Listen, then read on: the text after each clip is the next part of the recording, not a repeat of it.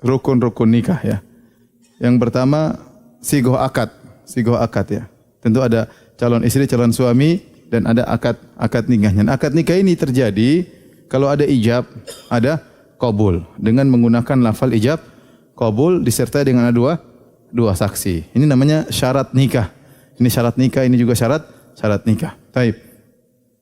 Adapun ijab qabul ya, ijab pertama lafalnya harus jelas. Maka di sini untuk lafalnya ada khilaf di kalangan para ulama ya. Adapun mazhab Syafi'iyah dan Hanabilah, bagi yang bisa bahasa Arab maka harus dengan kata nikah dan zawaj. Harus dengan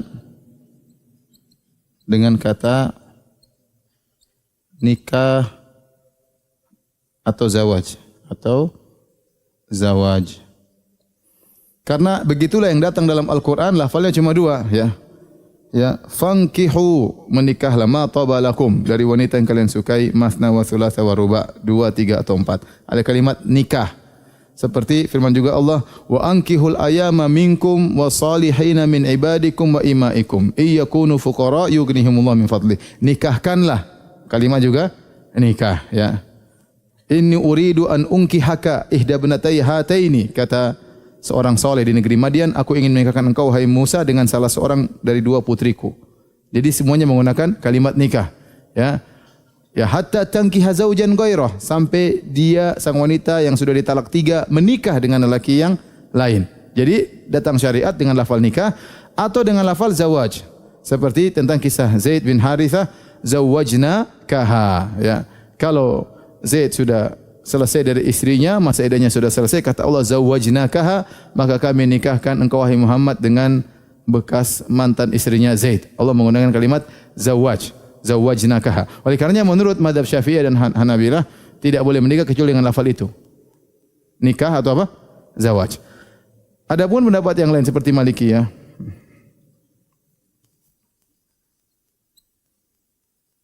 maka boleh dengan lafal apapun. Boleh dengan lafal apapun yang secara urf menunjukkan pernikahan.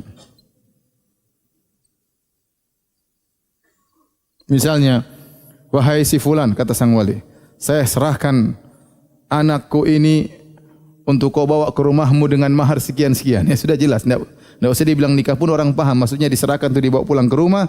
Maksudnya apa? Nikah. Contohnya seperti itu. Wallahu a'lam, mana yang lebih kuat, yang lebih hati-hati tentunya mazhab Syafi'iyah dan Hanabilah. Kita memilih kata-kata nikah atau zawaj, tetapi yang benar ini adalah masalah akad, yang penting dipahami, enggak ada masalah. Sama halnya dengan akad-akad yang lain.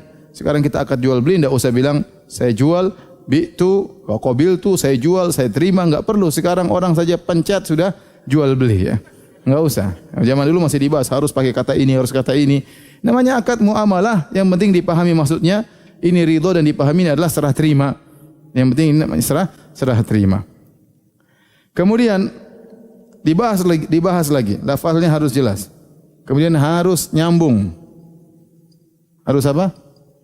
Nyambung ijab qabulnya. Ijab qabulnya.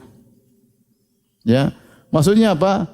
Mereka bahas tidak boleh antara ijab dan qabul terpisah. Seperti sang wali mengatakan, zawajtuka ibnati, sungguhnya saya menikahkan engkau dengan putriku dengan mahar sekian.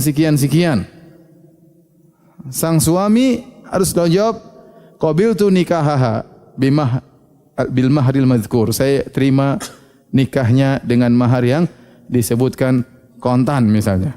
Nah, antara perkataan wali dengan suami tidak boleh terputus. Tidak boleh terputus. Ini menurut mazhab Syafi'iyah misalnya. Tidak boleh terputus. Bagaimana kalau diam sebentar? Ya. Bagaimana kalau sang suami mengatakan bismillah, salatu wassalamu ala rasulillah, qabiltu. Ya. Dia pisahkan dengan bismillah, wassalatu wassalamu ala rasulillah, qabiltu. Ya. Yang benar kalau cuma terpisah sedikit atau masih dalam satu majelis, maka tidak mengapa. Tidak ada dalil harus nyambung, enggak ada dalil. Karena mazhab yang lain seperti Malikiyah enggak ada masalah. Selama masih dalam satu majelis, misalnya, nak, saya nikahkan putri saya dengan kamu, ya. Maharnya sekian-sekian. Gimana? Sebentar Om ya, sebentar. Astagfirullah. Oke. Udah. Lama masih dalam, itu sudah sah, ya. Itu sudah sah, ya. Karena ini namanya muamalah, ya. Muamalah bukan suatu ibadah yang mahdhah yang harus begini. Enggak, yang penting dia memberi, kita menerima. Sama seperti jual beli, ya mikir dulu. Oke lah saya beli. Enggak ada masalah. Yang penting masih dalam satu majelis. Hanya saja kalau dia sudah keluar dari ruangan, pergi kemana, balik lagi. Om, saya terima Om, masih terlambat. Sudah diambil orang terlambat. Ya, kalau udah keluar dari lain majelis, ya. Tapi kalau masih dalam satu majelis, maka masih sah. Yang benar, selama masih dalam satu majelis,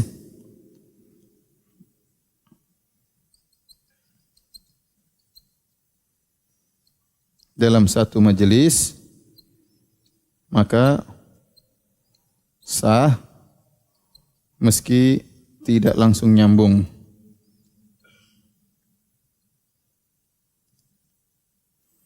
Makanya terkadang kita hadiri pernikahan sampai sang lelaki gelisah, ya, karena sang wali ulangi. Zawwajtukaha ibnati fulanah binti fulan bimahri kadza wa kadza wa kadza. Saya terima, ulang. Kata penghulunya ulang. Harus satu nafas, enggak boleh apa? Berhenti. Kadang aduh ini kok susah sekali mau nikah, ya. Iya. Akhirnya ulang lagi. Sampai ada slide dikit. Sah. Dia belum ngomong, dia sudah bilang apa? Sah di luar. Karena dia stres, mungkin suruh ulang, ya orang stres. Kenapa susah seperti itu, ya? Kan dipahami, yang penting kamu beri, saya terima, selesai. Akad jual beli juga begitu, ya. Yang benar bahwasanya menurut sebagian mazhab tidak boleh terpisah, tapi maksudnya kalau terpisah sebentar enggak ada masalah. Mikir sebentar tidak ada masalah, yang apalagi bismillah sholatu wassalamu rasulillah qabiltu nikahah, enggak ada masalah, diterima. Baik.